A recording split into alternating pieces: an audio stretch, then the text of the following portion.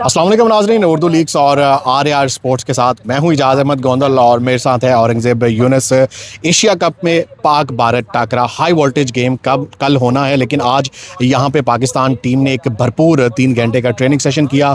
अभी थोड़ी देर पहले टीम वापस गई है और पाकिस्तान टीम का ये फुल स्क्वाड का एक ट्रेनिंग सेशन था, जबकि दूसरी तरफ भारत के सिर्फ 3 खिलाड़ी शुभमन गिल, वरुण चक्रवर्ती और अभिषेक शर्मा, उन्होंने आके यहाँ पे एक ट्रेनिंग सेशन किया।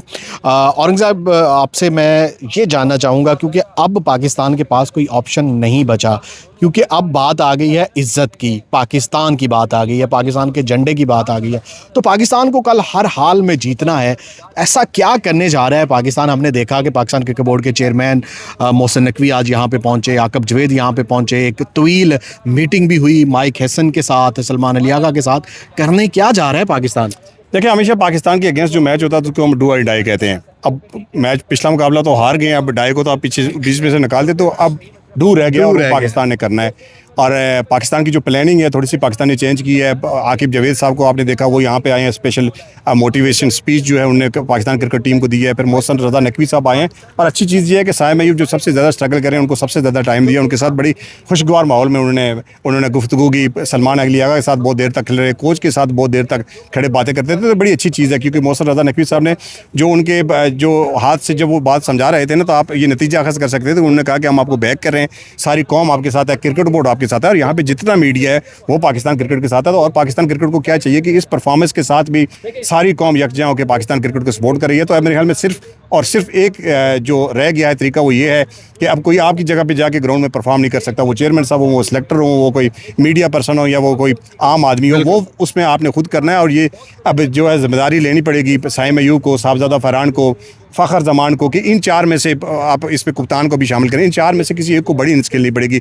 जब तक इन 4 में से कोई बड़ी इनिंग्स नहीं खेलेगा तो हमारे रन इसी तरह 30-40 आते रहेंगे। और ये तो दुबई की पिच है। पाकिस्तान की बॉलिंग को देखते हुए मुझे लगता है कि 160+ रन आपको करने पड़ेंगे किसी भी बड़ी टीम को हराने के लिए। और ये जो कल का मुकाबला है, मेरे ख्याल में इससे बड़ा मुकाबला पाकिस्तान की तारीख में कभी हुआ नहीं होगा। इसलिए कि ये मुकाबला जीतने के बाद इंडिया ने जो हरकत की, जो उनके कप्तान ने हरकत की, जो उनके कोच ने हरकत की है, उसका जवाब मेरे ख्याल में सिर्फ और सिर्फ ये जीत हो सकती है। और पाकिस्तान को ये जीत कर, और कोई जिस तरह उन्होंने मुकाबला जीता था और फिर जाके प्रेस कॉन्फ्रेंस की थी, फिर मीडिया टॉक की थी, मेरे ख्याल में पाकिस्तान को जीत खामोशी से इसका जवाब देना चाहिए। और मैच जीत कर ये उनको दिखाना चाहिए कि स्पोर्ट्समैन स्पिरिट क्या है और एथिक्स क्या होती हैं। ये मेरे ख्याल में बड़ा ज़रूरी है। बिल्कुल, ये बहुत ज़रूरी है। और अब पाकिस्तान के पास यही ऑप्शन है, जीत और सिर्फ जीत। पाकिस्तान टीम ने आज यहाँ पे ट्रेनिंग सेशन किया। बॉडी लैंग्वेज, हालांकि जब मैं यहाँ पे आ रहा था ट्रेनिंग से पहले, मुझे लगा कि पाकिस्तान टीम पे बहुत प्रेशर होगा। पाकिस्तान नौजवान खिलाड़ी हैं, शायद अंडर प्रेशर है, क्योंकि पूरे 25 करोड़ आवाम का प्रेशर है कि सिर्फ जीतना है जीतना है। लेकिन आज मुझे बॉडी लैंग्वेज बड़ी पॉजिटिव लगी और नौजवान खुशगवार मूड में प्रैक्टिस कर रहे थे। ये बात मैंने भी नोट की एजाज भाई। इससे पहले 3-4 प्रैक्टिस सेशन यहाँ पे हुए, स्पेशली मैं एशिया कप की बात कर रहा हूँ। इंडिया के खिलाफ हारने के बाद यूएई के अगेंस्ट जो मैच था, उससे पहले प्रैक्टिस सेशन था, तो सारे मुझे बड़े बड़े बुझे चेहरे नजर आते हैं। और आज जब मैं गाड़ी पार कर रहा था, वहाँ पे इनकी आवाज़ें आ रही थी, जो इनका ट्रेनिंग सेशन जो शुरू में जारी था, जिसमें वार्म अप सेशन में जो फुटबॉल वगैरह खेल रहे थे। और सारे इंडिविजुअल जब चेयरमैन साहब देखे ना, एक प्रेशर तो रहता है आपके, एक प्लेयर है, एक उसकी जॉब है, उसकी जॉब अगर वो अपनी सही तरीके से नहीं कर रहा तो डेफिनेटली उस पर उसको मेंटली प्रेशर तो होगा, यार मेरा बनेगा क्या। तो इस तरह का जब आपको कॉन्फिडेंट मिलता है ना, पूरा मीडिया की पूरी हाइप बनी हुई है, चेयरमैन भी आपके पास आ गया, चीफ सेलेक्टर भी आपके पास आ गया, कोच भी आपको पूरा तावन कर रहा है, कैप्टन आपके साथ खड़ा है, तो ऐसे हालात में डेफिनेटली इनको कॉन्फिडेंट मिलता है। और मुझे लगता है कि इनमें से कोई एक प्लेयर भी ऐसा नहीं है जिसको हम कहें कि ये प्लेयर इंडिविजुअली मैच नहीं जिता सकता। ये सारे ऐसे हैं कि इनमें से एक प्लेयर भी इंडिविजुअल मैच जिता सकता है। और कोई पता नहीं कल शहनशाह अफरीदी हो, वो हारिस रऊफ हो, वो साइन अयूब हो, बस जिसका कल दिन होगा, मुझे लगता है कि पाकिस्तान कल ये कल डालेगा। कल करना ही पड़ेगा, क्योंकि अब पाकिस्तान टीम के पास, इन नौजवानों के पास ऑप्शन ही नहीं है। आप बिल्कुल सही कह रहे हैं कि कोई भी एक खिलाड़ी अगर कल के मैच में परफॉर्म करता है, वो तारीख में याद रखा जाएगा, हमेशा याद रखा जाएगा, वो सुपरस्टार बनेगा।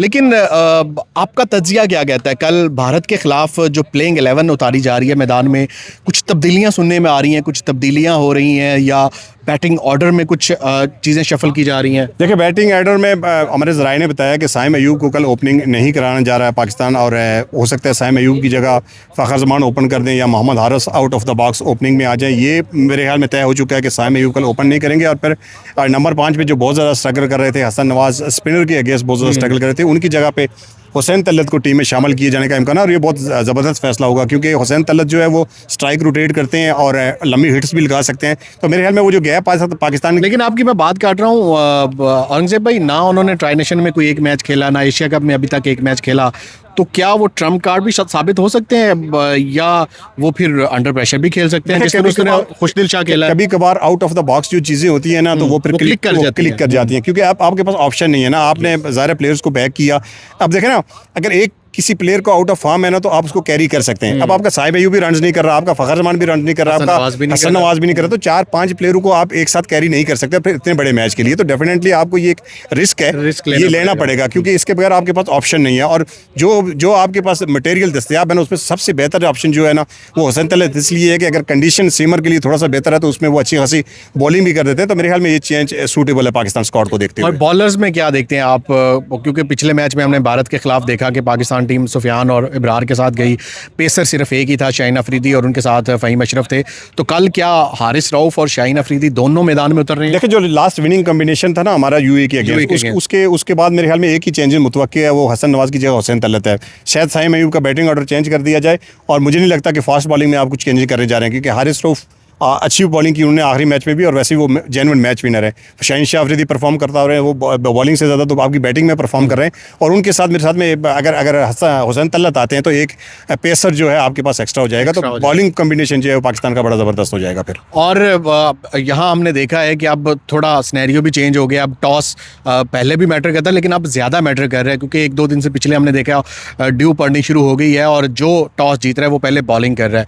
तो कितना टॉस फैक्टर होगा, और पाकिस्तान को पहले बैटिंग करनी चाहिए या बॉलिंग करनी चाहिए? पिछले डिसीजन पे भी उनके कुछ क्रिटिसाइज हुआ, मीडिया पे भी हमने भी किया कि पाकिस्तान टीम जो है वो पहले बॉलिंग करनी चाहिए थी। देखिए, इस यूएई के वेन्यूज़ को, सारे वेन्यूज़ को देखते हुए तो यही है कि जो चीज़ चेज़ करती है वो आसानी से कर देती है। कल आप अफगानिस्तान का मैच भी परसों आपने देखा होगा, श्रीलंका ने बड़ा अच्छा चेज़ कर दिया। कल आपने देखा होगा कि ओमान की, हालांकि इंडिया के अगेंस्ट आप उसको तगड़ी टीम नहीं कह सकते, उसने भी अच्छा चेज़ कर दिया था। मतलब चलो वो 10-15 रन से हार गए। तो अगर इस वेन्यूज़ के हिसाब से देखें तो फिर तो डेफिनेटली पाकिस्तान को टॉस जीत के पहले बॉलिंग करनी चाहिए। लेकिन जो पाकिस्तान की रवायत रही है, जो पाकिस्तान की स्ट्रेंथ है ना, वो यही है कि पाकिस्तान पहले बैटिंग करे और फिर बॉलिंग करे। अब देखना पड़ेगा कि पाकिस्तान अपनी स्ट्रेंथ के हिसाब से ज़्यादा जाता है या विकेट और ये वेन्यू क्या डिमांड कर रहा है उसके हिसाब से जाता है। ये मेरे ख्याल में कोच और कप्तान को फैसला करना है। लेकिन लास्ट जो हमने मैच जीता था यहाँ दुबई में, और T20 वर्ल्ड कप में भी हमने जीता, तो उसमें हमने चेज करके जीता है। जी बिल्कुल, हमने जो बाबर आजम के वर्ल्ड फेमस 152 था वो भी हमने चेज करके जीता था। उसके बाद जो मैच हमने एशिया कप का खेला था, जिसमें पहले राउंड का पहला मैच हम इंडिया से हार गए थे, दूसरे राउंड में हमने इंडिया को हराया था, हमने 172 चेज किया था। तो अगर मैं ये कह रहा हूँ कि अगर वेन्यू को और इस चीज़ को देखते हुए, विकेट को देखते हुए, इस ट्रैक रिकॉर्ड के ऊपर जाएँ तो फिर तो पाकिस्तान को डेफिनेटली चेज करना चाहिए। लेकिन पाकिस्तान की हमेशा स्ट्रेंथ यही रही है। अब मैं भी डबल माइंडेड हूँ कि मैं आपको क्या राय दूँ, आपके कप्तान और कोच ही बेहतर फैसला कर सकते हैं कि उन्होंने करना क्या है। आखिरी क्वेश्चन, अभी थोड़ी देर पहले मैं एक स्पोर्ट्स एंकर पर्सन है सैयद याया हुसैनी, उनसे बात कर रहा था, तो उन्होंने बड़ा क्लियर कहा, कहता है यार मुझे पहली दफ़ा जो है ना मेरी छठी हिस्स कह रही है कि कल पाकिस्तान जीतने जा रहा है। क्या आपकी छठी हिस्स भी कह रही है? आपको कितना बिलीव है इस पाकिस्तान टीम को लेकर कल के लिए? यकीन माने मुझे 20 साल हो गए, मुझे नहीं लगता कि 20 साल में मैंने आखिरी 20 साल में कोई मैच मिस किया हो। और कभी भी इंडिया पाकिस्तान का मुकाबला हो, मेरी छठी हमेशा यही कहती है कि हम मैच जीतेंगे, और आज भी यही कह रही है।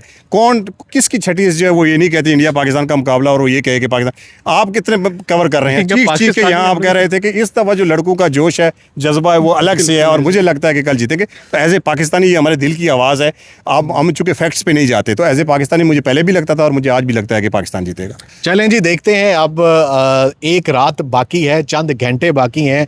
Pak Bharat टाकरा high voltage game, और इस वक्त पाकिस्तान की ये पोजीशन है कि पूरी पाकिस्तानी कौम, 25 करोड़ लोग चाहते हैं, और ये डिमांड है कि जीतना है और सिर्फ जीतना है, सिर्फ जीत चाहिए। तो यकीनन पाकिस्तान टीम कल डू एंड डाई सिचुएशन में लेकर मैदान में उतरेगी, और अब पाकिस्तान को सिर्फ डू यानी कि करना है और सिर्फ करना है, और जीत लेकर ही बाहर आना है। अगली वीडियो तक के लिए इजाज़त है, अपना बहुत ख्याल रखिए। अल्लाह हाफिज़।